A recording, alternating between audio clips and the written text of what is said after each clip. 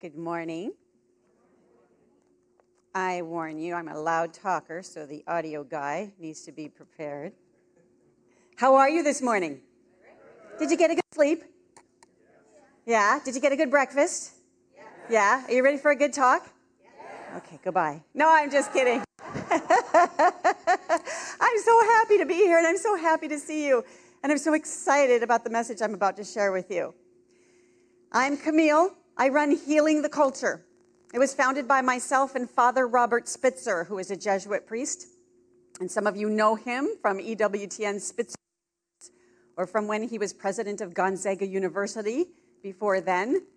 And I've been working with him for 30 years. My husband knew him even before I did. My husband is Camille Pauley, sitting right there. Hi, honey.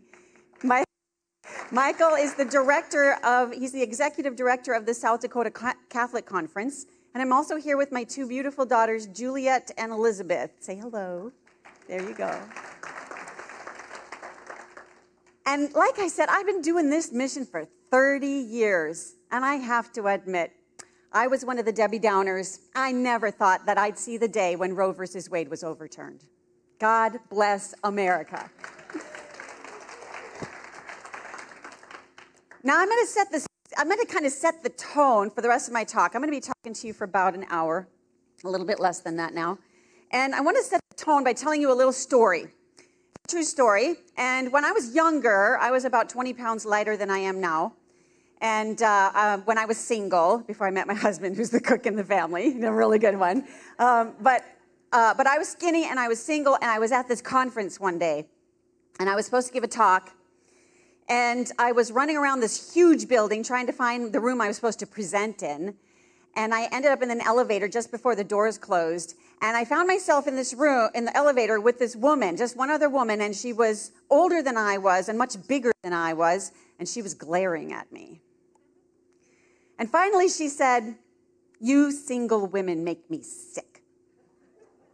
Nice introduction, right? And I didn't say anything. I just kind of smiled. And she said, "Because I know why you single women are so skinny. Because at the end of a long, hard day, you come home from work, you go to the fridge, you see what's in it, you get disgusted, and you go to bed."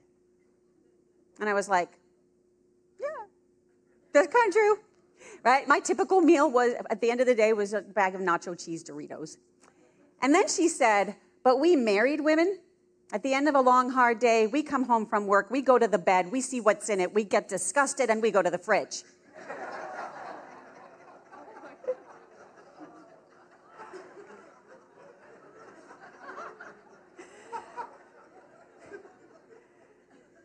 I've been married to Michael for 17 years. I've never had that problem. I got 6 babies to prove it. We always remember the 4 that are in heaven. There's something about our culture that I think makes that story kind of a microcosmic example of what we are facing. People see the bad news in their lives, and they focus on the bad news. And that bad news becomes suffering to them. And then they cling on to the suffering.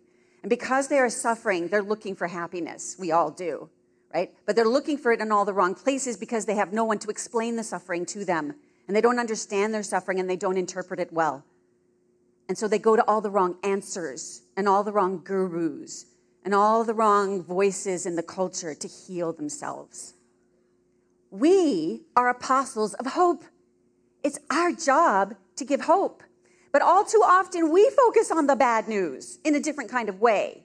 We read the paper, and we see the news, and we see what's going on, and we get depressed, and then we want to go to bed. And we tend to feel like giving up because of the bad news. And sometimes I worry about myself. I think if I focus on that bad news too much and I give up, God's going to judge me more harshly than my enemies and their victims. Because I have the good news, and it's my job to share it. So today, I'm going to give you a little bit of a crash course in philosophy, the philosophy of the pro-life movement, and hopefully leave you with some tools, free tools that you can use to share what we have with others. I gave you a little cheat sheet. It looks like this. You don't have to memorize or write down anything I'm saying today because it's all on this cheat sheet. And then we got a ton of materials at our booth in the back. It's right next to my husband Michael's Catholic Conference booth in the back over there. And I want to start by just showing you a little bit about the organization. This is Healing the Culture. This is our website, healingtheculture.org. It's a really easy way to remember to get to the website. It's just our name. And we are now all over the country and around the world. We're in India, and we're in the United Kingdom, and we're delivering Spanish-speaking materials soon. And we have programs for college level and adults. This is a part of our website called Respect Life University, where we have short 5-minute videos and 30-second videos and 90-second videos on all kinds of pro-life issues. You can get there through healingtheculture.org. This is our college program where we go into college campuses and universities and we train pro-life college students how to teach what we teach among their peers. It's called Life Principles Academy. And then we have a program for high school students called Principles and Choices, which is a high school curriculum with textbooks and all kinds of resources to use in the classroom or in a homeschool. And now we even have a program for little kids, kindergarten through second grade, called Philo and Sophie, and it's all free. It's on our website. It's little kindergarten, first, second grade videos like Sesame Street style that teaches little kids how to be pro-life and what it means to be pro-life without violating their innocence. And I wanted to share with you this with you because by the end of my talk, you're going to wonder, how in the world are we supposed to teach this to people? And this is how. We've made it really easy for you. We've also moved our whole headquarters to South Dakota. You see, we were in Seattle for 30 years, and at the height, the peak of COVID, when everybody else was hiding under their beds, we were getting attacked left and right, shut down, threatened with all the mandates. We were getting the opposition just came unhinged during COVID in Seattle because they were liberated to do whatever they wanted, to whoever they wanted, whenever they wanted. So we were getting attacked from all sides. So while everybody was hiding under their beds, we snuck out of Seattle and moved to Dakota. One of our board members bought a building in Rapid City, and we built it out into our headquarters, a film studio. We make films and videos and movies, pro-life videos and movies. And just a couple days ago, we got our sign up. And so we want you to come visit us in Rapid City. We're so excited about it. My staff was standing outside the building when the sign was going up, shouting up and down, jumping up and down and shouting, "We're real now, we're real. We have a sign. I'm a real boy." So come and see us sometime. But I'm going to give you, like I said, a little crash course in what our movement has in good news. Now, usually as pro-lifers, we start at the end. We start at the place where we should be ending with, which is talking about human rights. Human beings have human rights, and because they have human rights, right, we're supposed to respect them. A right is a duty owed to someone else because of their intrinsic dignity, right? And because they are so dignified and worthy, made in the image and likeness of God, we're supposed to respect their right to life, liberty, and property, or pursuit of happiness. But you see, people can't really embrace what a right is and understand the duty that lies in them behind that right until you understand what a human person is. What is a human person? Because rights attach themselves to persons. So you really need to start with that. A human person is more than just a blob of cells. We're more than just a material being. We also have a transcendent nature.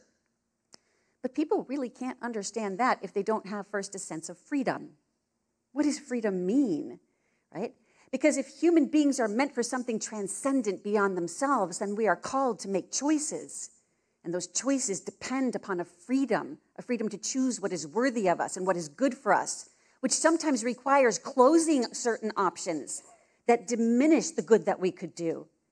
That freedom is not just freedom from obligation, freedom from rules, freedom from constraint. True freedom are the conditions that are necessary to liberate me to do what is truly worthy of me. But people can't really understand that unless we first start with a notion of right and wrong, ethics.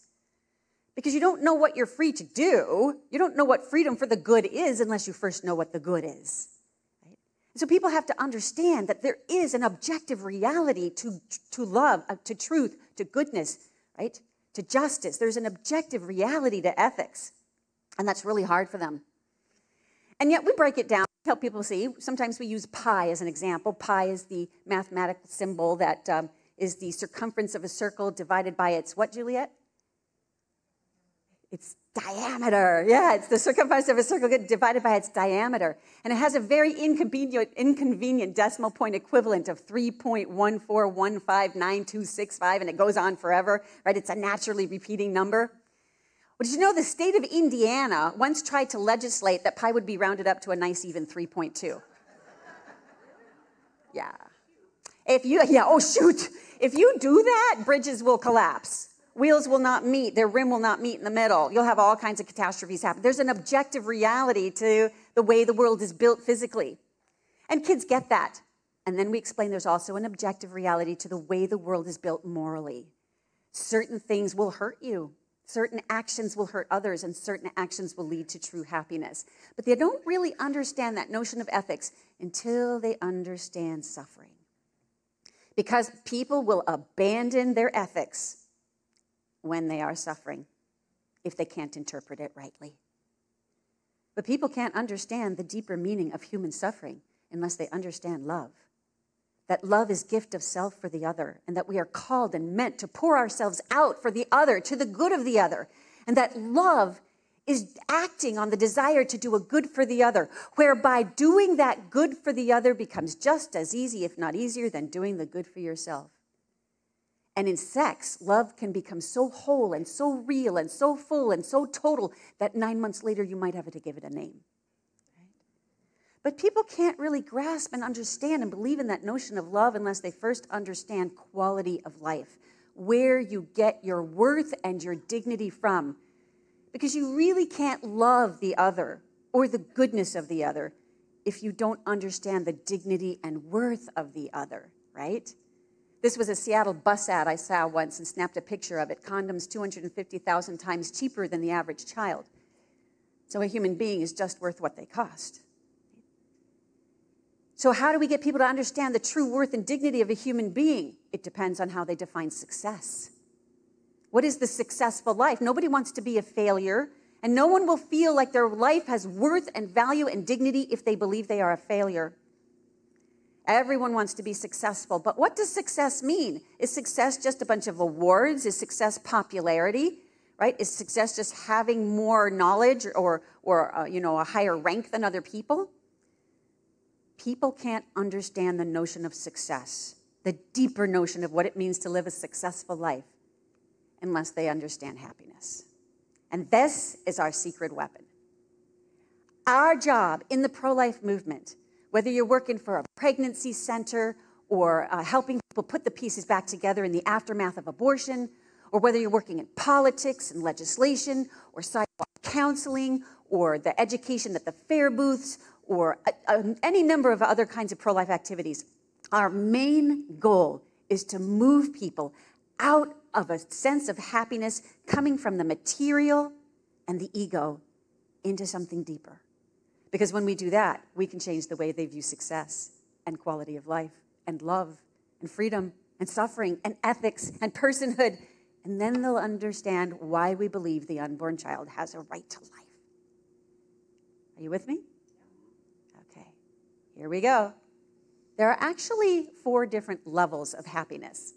And our culture defines happiness all wrong. Every now and then you'll have a really cool McDonald's ad, about somebody doing something good for another person and you cry because it's so beautiful. But that's not really dominant in our culture. Our culture is dominant more in things like feeling happier. Happiness is a feeling. Most of the kids we speak to in high schools, and by the way, we've gone through about 300,000 high school kids across the country who have taken our curriculum. And we do before and after tests. And this is even in Catholic and Christian high schools. It's always the same, whether it's public or Christian. We poll them beforehand. And about half the students believe that happiness comes from physical pleasure, possessions, ego gratification, right? But afterwards, 91% believe that real happiness comes from love of others and gift of self. We can make a difference. But this is our culture, the science of happiness. Happiness is a chemical. Remember that Time magazine article years ago? Right? How to make yourself happy. Science says you can inject happiness into your life. One of these articles was even about how, you could join these laughing clubs. Have you ever heard of those? They were popular about 25 years ago. You join a laughing club, you go out to the lake with a bunch of people that you don't even know, and y'all just start laughing hysterically at each other, and it's supposed to make you happier. I don't think they do that anymore. All those people are depressed. Okay. But here's the key. The way you define happiness is going to affect all those other words, like dominoes. So, What is happiness? This is Viktor Frankl. Some of you have read him or studied him or learned about him in college or high school. Viktor Frankl wrote a book called Man's Search for Meaning. You see, he was a Jew in Germany living during the Nazi regime, and he was taken into a concentration camp at Dachau and stripped of everything. And, pretty much you know the story. And while he was in the concentration camp, he observed, because he was a psychologist, that's what he did for a living. So he observed the people in the camp around him, and he noticed something. There were basically two different types of personalities in the camp among the prisoners.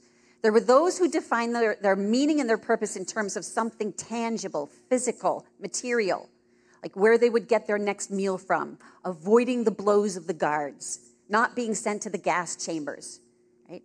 Being liberated. Sometimes they would even place a date on it to hold on to some kind of hope. Being liberated by Christmas time. The Allies will liberate us by Christmas time. But of course, when the Allies didn't come, these people would give up hope and die. Literally, they would die of despair. But there was another group of people. It was the people who tended to define their worth and their meaning in terms of something more transcendent. Their faith in God, their love for their fellow man, compassion for others who were suffering in the camp with them, right? Care for the others, right? Remembering their family, hope for their family. And those people survived in far greater numbers than the first group. And he realized meaning is everything. It can make the difference between life and death for a human being. We're different from animals. So he wrote this book. That's him when he was liberated from the concentration camp on your left, and then on the right years later after he had become famous from speaking and developing this thing he called logotherapy, meaning therapy, because he really believed that most of the people who present themselves to psychologists don't have something, a condition that needs to be treated with drugs or, some other kind of treatment. They just have a mistaken notion of happiness and where it's coming from. So, what do? Here's basically the philosophy of the pro-life movement that Father Spitzer has put together in a nutshell. There are 4 different levels of happiness, and some of you may have studied this in college. Father Spitzer didn't create this, right? Soren Kierkegaard wrote about it. Aristotle wrote about different kinds of happiness. St. Augustine, St. Thomas Aquinas wrote about different levels. Almost every great social thinker has talked about different kinds of happiness. And so Father Spitzer has grouped them into 4. And the first level is physical pleasure and possession. Why is it the first? Because it's the easiest to achieve. It requires the least amount from us. It's the shortest term, right? It's immediate gratification and it's done. It doesn't use very many of our powers and talents. It's not very deep, and it's not very pervasive. It doesn't affect very many people beside yourself or beyond yourself, okay? So it can come from getting a good night's sleep. That's me and Juliet, the first night she slept the whole night through, right? And so did I. You see that very happy look on my face. That's level 1 happiness, physical pleasure, possession, material, physical gratification. Okay? There's Juliet 5 years later when she got $10 for her birthday, and now she gets to buy a My Little Pony, right? A possession that leads to happiness. Okay? A thrill, a physical thrill of your body, like going on a ride in a carnival. Okay? Elizabeth with cupcakes, something delicious that tastes good and looks beautiful. Okay? Getting a doll, again, another possession. You see that joy? You see that happiness? That's happiness level 1. Okay? So you can define it by what is tangible, physical, material, physically stimulating, anything that benefits your 5 senses in a positive way. And it's good. There's nothing wrong with level 1. Except for this. Human beings can make it their dominant, can't they? We can put the word only in front of it. The only thing that makes life worth living is physical pleasure and possessions. And when we do that, we end up in despair. We get depressed. We get bored. We want something new. We get restless. We start feeling like we're living beneath ourselves. We sense a loss of self-esteem. Why? Because we're judging the value of ourselves as we judge the value of a thing, right? I have no more value than that of a rock, or a tomato, or my nice house, which is crumbling, right? Before my eyes, I have to repair this and that and the other. That's where I get my worth from. So level 1 does not ultimately lead to happiness. It leads to depression. It leads to a crisis. Now, there's a way out of that crisis. And a lot of people find their way out kind of naturally, or by the people around them, or by soaking in from the culture. And our culture does do a pretty good job of moving people into level 2. And level 2 is the ego gratification. It's the kind of happiness that comes from self-esteem, not just feeling good in my body, but feeling good about myself. So it can come in a number of ways. It can come from power, being more powerful than others, or independent. It can come from being successful, right? Achieving something with my life. I set out for a goal and I gain that goal and I feel a sense of self-esteem. It can also come from being better than others. So I compare, right? And I come out ahead. Yeah, I don't know if it's my mic, but we'll fix that. It could come from being admired or popular. Okay? And level 2 is not a bad thing. All of those things can be quite good. The problem, again, is if people focus on level 2. Now, here's me the first day I figured out how to use the baby carrier without Juliet dropping through it on her head. So you can see my sense of self-esteem. Success, I did it. So it's not a bad thing. In fact, it could be very, very good. It's the drive for level 2 that lead people to do things like building better buildings, making safer cars, right? Discovering the cure for cancer. Okay? So it's a very good sense of type of happiness. Okay? Juliet winning a president's or the fair's judges award on her art at the fair. Okay? But there's a problem with level 2 again. We can put the word only in front of it, can't we? The only thing that makes life worth living is success, power, self-esteem, being better than others, independence, being in control, having more. Until we see the whole world in terms of this comparison. Who's got more? Who's prettier? Who's better? Who's smarter? Who's wealthier? And when we do that, we end up in another crisis. Because whether you win, lose, or draw, something bad's going to happen to you if this is where we're stuck. If you're a winner, you're going to hold everybody else in contempt. Your relationships are all going to be based on your sense of other people giving you the admiration and adulation that you deserve. And if you sense that they're no longer doing that, you want to cut them out of your life because they don't realize how worthy you are of their admiration. If you're somewhere in the middle, you're going to be constantly suspicious, worried, fearful, anxious about how you're comparing. Have you ever felt like that? During a competition or at work or maybe at school where your heart's beating or maybe when you're about to give a speech in public, right? And your heart's just pounding. What are they going to think of me? And you just want to bolt, right? And if you're a loser, well, you're going to be in incipient despair, right? If you think the meaning of your life comes from success and achievement and power and popularity and independence and you don't have any of those things, you're going to think your life is meaningless. So human beings need more than level 2, but here's the kicker. Our culture is pushing level 1 and level 2 on people. And our families are even pushing it on our children. And sometimes our schools push it on our children, in fact, frequently. And sadly, even our churches sometimes push it on us. And we need to unwind that because it does tremendous damage to the way people view all those other words I talked to you about. There are 4 levels of happiness. There are 4 levels of success, quality of life, love, freedom, right? Ethics. 4 ways to view all those things.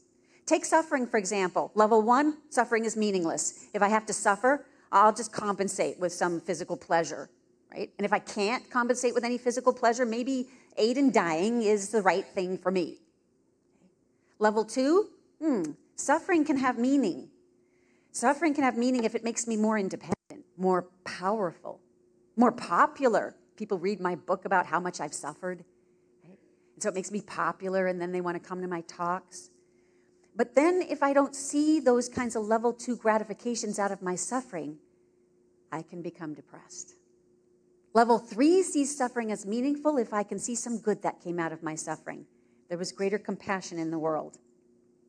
Or maybe because of my suffering, it helped somebody. Because of my sacrifice, I saved somebody.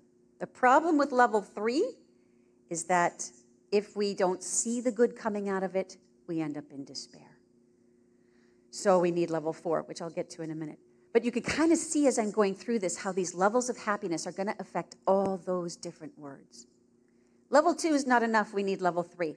Good beyond the self. This is the exact opposite of level 1 and level 2, which is all self-focused. It's all about me. Level 3 is focused on the other, the good that I can do for the other, good beyond myself, making a positive difference to someone outside of myself. And of course, Aristotle and Plato identified these as the 5 transcendentals, that you have a transcendent nature. Transcendent means beyond the material, more than just physical, right? The intangible that you can't see but is really real. That's what is transcendent. And you have a transcendent nature. We know this because you desire what is transcendent. And you can't desire what is transcendent unless you have a part of your nature that can receive the transcendent. And that's one of the proofs for the existence of the soul, right? There's a receptacle in you that can accept what is spiritual or transcendent or non-material. Okay? So you're not just physical, you're also spiritual. And that's the good beyond yourself, level 3. And it can come in one of 5 ways, 5 transcendentals. Truth, we seek what is true. Everybody wants the truth. Love, we want what is loving. We want others to love us, and we want to love others. Justice, we want things to be fair. Beauty, we like things to make sense, the beauty of mathematics or architecture or nature. Right? And home. Now, Aristotle called this the one, or being. And we describe it to our audiences as a sense of home, being at home with the totality of all that is. And all of us desire these things. In fact, we even desire them when we're very young. Right? This was our doctor when we first started having babies. And she gave us some of our early medical care for free. Out of an act of love and out of an act of goodness. Everybody desires that. That's level 3. Okay? There's some other images of compassion and self-sacrifice and gift of self and your gift of time. Okay? Level 3 is very good and very powerful. But unfortunately, level 3 also has a crisis. Human beings don't just desire some truth, love, justice, beauty, and home. We desire it perfectly, absolutely, infinitely, eternally, right? And unconditionally. And the problem with this world is you can't really get that out of other human beings, can you? You try. Human beings make pretty good surrogates, right, for the perfect. But after a while, you start to notice their faults and their failings and their blemishes and their inconsistencies and their imperfections. And you even start to notice it in yourself. Right? If you don't see it in yourself, you can certainly see it in a little child. Right? Everyone desires absolute, unconditional truth. We all do. Right? When I was young, before I got married, I lived with a family, and they had a little girl. Her name was Tori, and she was 4 years old.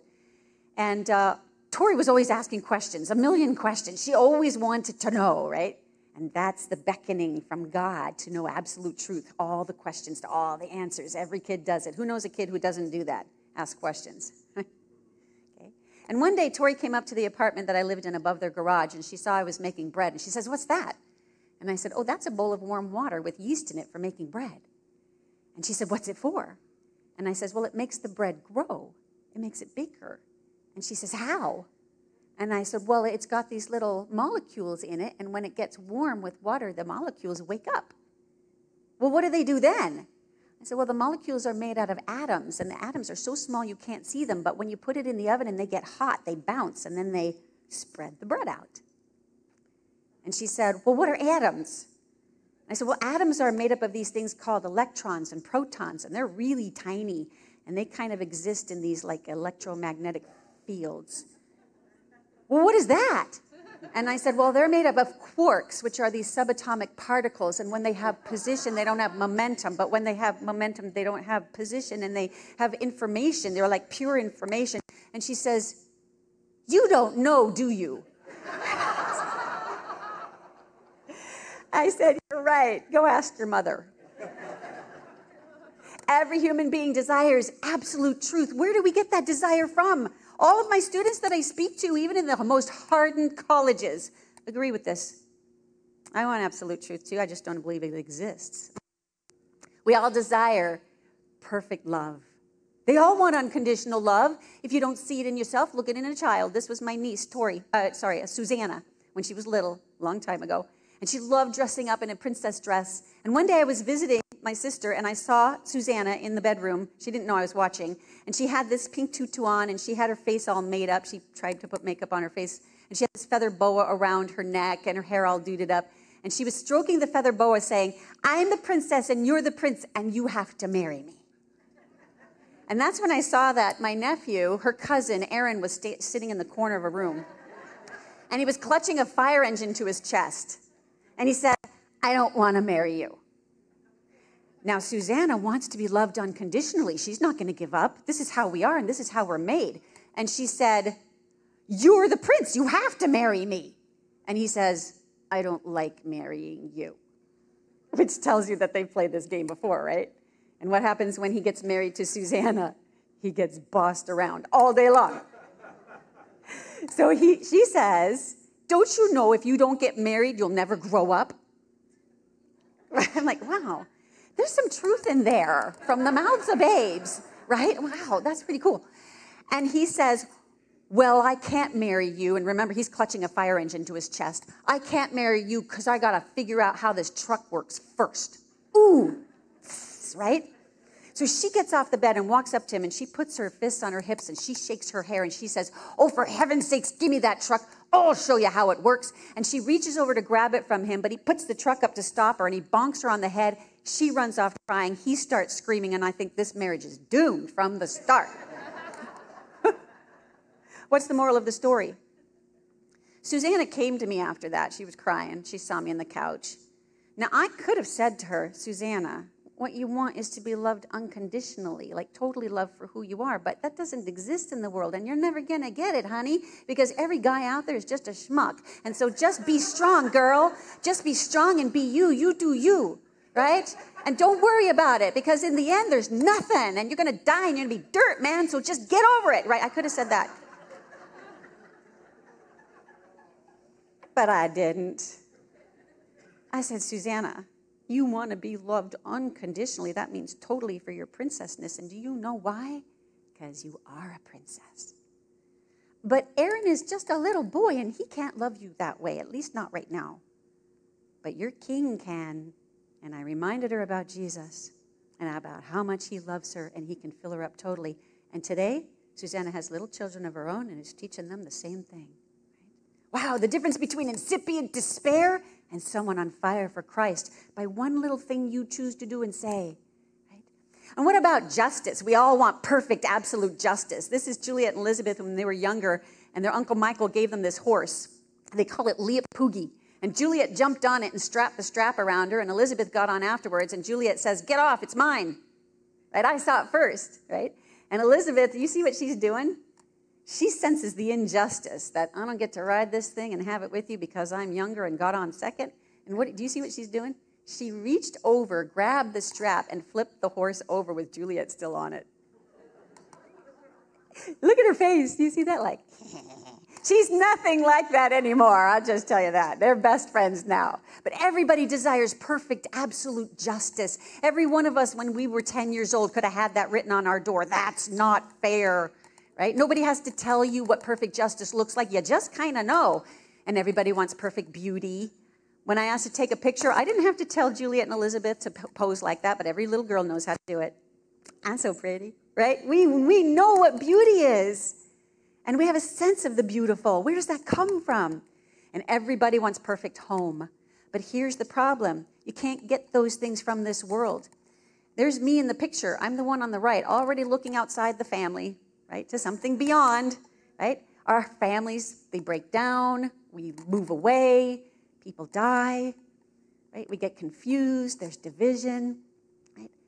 Everybody wants perfect, absolute, infinite, unconditional truth, love, justice, beauty, and home, but we can't get it from this world. What do?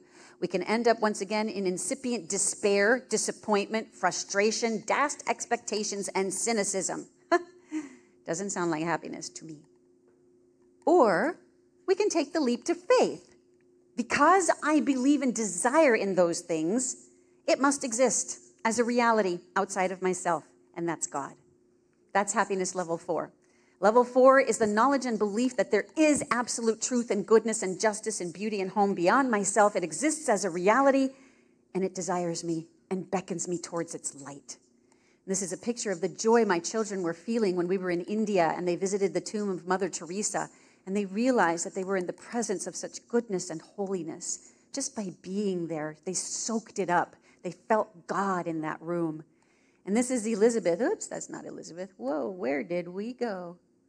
Excuse me, one moment here. Oh, there is no picture of Elizabeth. Oh, very sad. Can you help me get back to where I was? There I am, okay. I have a great picture of Elizabeth that apparently I didn't add, but she went to her first confession in the Catholic faith, right, to go to confession. And at coming out, I snapped a picture of her. I know you're not supposed to do that, but I did. And she had this look of just joy on her face that I'd been forgiven, right? God is here, and he has saturated me with his forgiving love. And she was like, what were you, Elizabeth, 7? Right? Yeah, she's 7 years old. It was beautiful. Human beings desire perfect, absolute happiness. Now, here's the key again. The way we define happiness is going to determine how we define all these other important words. And if we screw up happiness, it will screw up all these other words. But in happiness level 3 and 4, success now means, how much have I given myself away for the good of another? How much have I sacrificed myself and all that I have for God? Completely opposite of success level 1 and 2. Quality of life on level 3 and 4, is God embracing me with his love right now? Do I have the love of my family and my friends? Then I can endure anything, any pain, right? Any deprivation, any suffering. I can deal with it and still think I have a high quality of life. Love on level 3 and 4, the good beyond myself for the benefit of the other. Surrender to God and his almighty love, right? Suffering, I can see deeper meaning in my suffering now because my suffering can have redemptive value. Ethics now have objective reality to it. Right and wrong is real. If something is going to harm another or offend one of God's commandments, it's wrong, no matter whether I like it or not. Freedom is freedom for the pursuit of the good, not just freedom from constraints and obligations. A person is not just a conglomerate of cells, right, meshed together. We are actually beings made in the image and likeness of a God who wants to love us into all eternity. And now that changes the way we view rights. This is our curriculum, and I want to tell you this. How much time do I have left? 1 minute? 25? This is going to get boring. Well, okay, it's only 22. That's good. Okay. I'm kidding. Embracing happiness level 3 and 4 leads people to embracing 10 universal principles of civilization.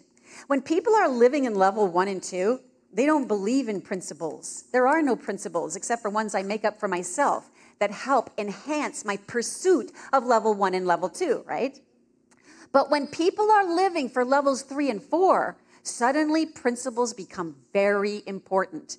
And this is where we can start to teach the principles that are necessary for the pro-life movement to be successful. But did you see how much time I spent on happiness? If we don't get people to first embrace levels 3 and 4, you will never get them to embrace the principles that are critical for civilization that I'm going to share with you in just a minute. We spend so much time on those principles, and we forget that the people are not using the receptacle God has given them to receive those principles. Remember that saying from the Bible? Don't toss your pearls before swine. God was not calling people pigs, right? Jesus wasn't doing that. He was simply saying, if you throw pearls in front of pigs, what are they going to do to them? Chew on them, spit them out, right? They don't know what to do. They don't know the worth of it. So first we need to teach them the value of those pearls, and then they will use them as they are worth. Okay? So what are those principles? Let's get into them for just a minute. Principle number 1. This is the first principle that comes directly out of happiness levels 3 and 4. It's called the principle of beneficence, and it originated in Jesus. And it teaches that real happiness comes from giving myself away for the good of other people and not from sacrificing other people for the good of myself. Now, obviously, if somebody's living in level 1 and 2, they'll never embrace that principle. It doesn't make any sense. Why would I do that? But if somebody's living for level 3 and 4 and you've managed to move them into that, to show them that that's what they're really worthy of, now it becomes really easy for them to buy into this principle. Because they know if they don't, they're undermining their own raison d'etre. Right? They are abandoning the very thing they said made life worth living. And it's pretty easy to point out to them that when you sacrifice an unborn child for your own level 1 or level 2 or even level 3 happiness, you're undermining your ultimate raison d'etre, which is level 4. But then some people will say, yeah, but I can't tell other people what's right and wrong. I can't force that. I may believe that in myself, but I can't force that onto somebody else. So that principle leads directly into 3 principles of ethics that are critical and necessary if somebody's going to embrace level 3 and 4. And the first most basic principle of ethics is called the principle of non-contradiction. It comes from Plato and Aristotle. And it teaches that if an opinion or a theory is to be valid, it should have no internal contradictions. A real being cannot be both X and not X in the same respect at the same place and time. And this principle becomes very important in logic, in the pursuit of logic or truth, or what we call the rational pursuits. Because often people will say, I embrace level 3 and 4, but I don't believe that the unborn child is a human being. Right? Can somebody do that? Yeah, if it's not a human being, then there's not an issue here. So now we have to get into the question of personhood. Is the unborn child a human person or not? Well, first, you can't make a contradiction. And why is not making a contradiction important? Because if someone's living in level 3 and 4, they need to know the reality of how the world really is. If I don't know how the world really is, then I don't know who I'm supposed to treat as my neighbor and sacrifice myself for. Okay? So you can't make a contradiction. When you're trying to identify what is really real and what is truth, don't make a contradiction. Something cannot be something and not be something at the same place and same time. So we can't see it's a baby and not a baby at the same time. It's a human being for you, but not for me because I don't want it to be. A level 3-4 person will recognize that you can't do that because that will jeopardize your level 3 and level 4 pursuits. Okay? So how do you know whether the unborn is a human person or not? This little principle also comes out of the pursuit of logic. It's called the principle of objective evidence.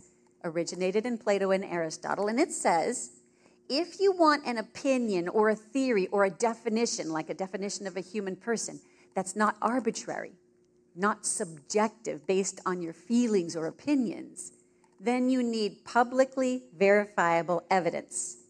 You need evidence that other people with reasonable logic can verify, with reasonable intelligence can verify. And another way of saying this is arbitrarily asserted, arbitrarily denied. If you just simply say, it's a baby, somebody else can say, no, it's not. And then you can say, well, yes, it is. And they will say, well, why? And then you would say, because I said so. And they would say, well, I say it's not, right? You're going to go nowhere. You can't just arbitrarily assert it's a human person. You have to have some kind of objective evidence that other people can verify with reasonable intelligence. Okay? And indeed, we have objective evidence that the unborn child is a human being from the moment of fertilization. In the 1970s, Dr. Jerome Lejeune discovered that the full human genetic code, the full human genome, is present in an unborn child at the moment of fertilization, at the moment of sperm-egg fusion. At that moment, that being contains all of the information necessary to develop its own self as human beings develop. A sperm doesn't possess that, an egg doesn't possess that. But a fertilized egg does. It has the full, and not just a human genetic code, it has a distinct, unique, different human genetic code than its mother and its father. So it is a unique, distinct, different human being, a being of human origin with its own individuality. Well, that's nice, people will sometimes say. Okay, it's a human being, but then they'll say it's not a human person. You familiar with that one? You could be a human being, but not a human. What do they mean by that? A human person, personhood, is the word that we use to denote someone's worth or value or dignity as a human being. And persons get rights, right? I owe you a duty because of your worth and dignity as a human person, not just because you are a biological being of human origin. Who cares about that?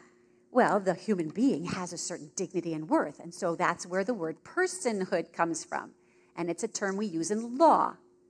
Because we're not just protecting a biological thing, we're protecting your dignity and your worth. So far, so good? Okay, so we do have that, but now people will say it's not a human person. Well, we need another principle. This is called the principle of complete explanation.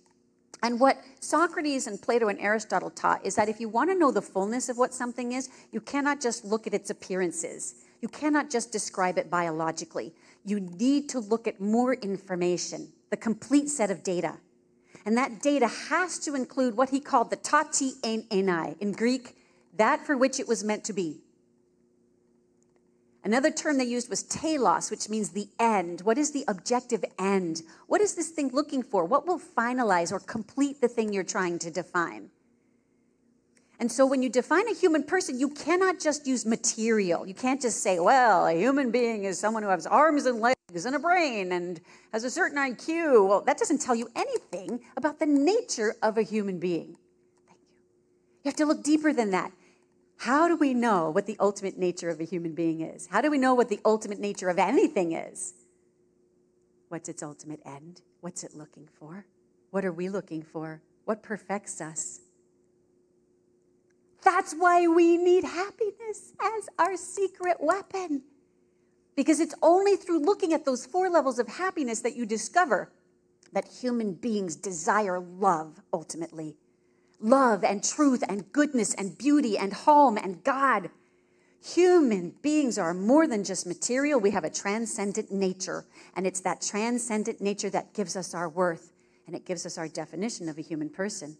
A human person is any being of human origin which has as its ultimate end love of God, the embrace of the love of God and love of other.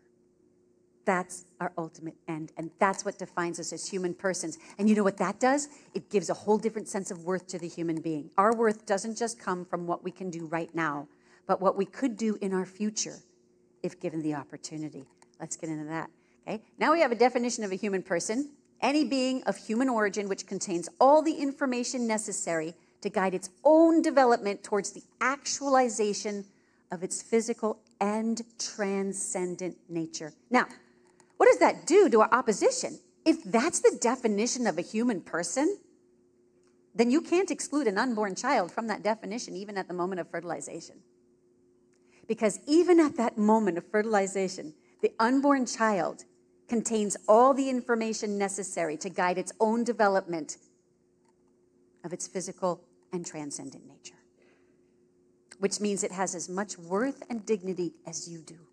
It's also a human person. If you try to put some other criteria on that being, yeah, but it's not born yet, it's completely arbitrary. Well, what difference does that make? Birth doesn't do anything to change this nature. Yeah, but it's not using its skills and powers yet. It doesn't even have any intelligence yet. Okay, but what does that have to do with its nature?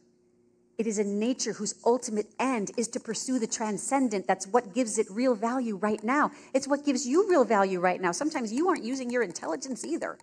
Right? Sometimes you aren't using your gift of love or justice or beauty or home either. Right? When you're sleeping, you're not. When you're under anesthesia, you're not.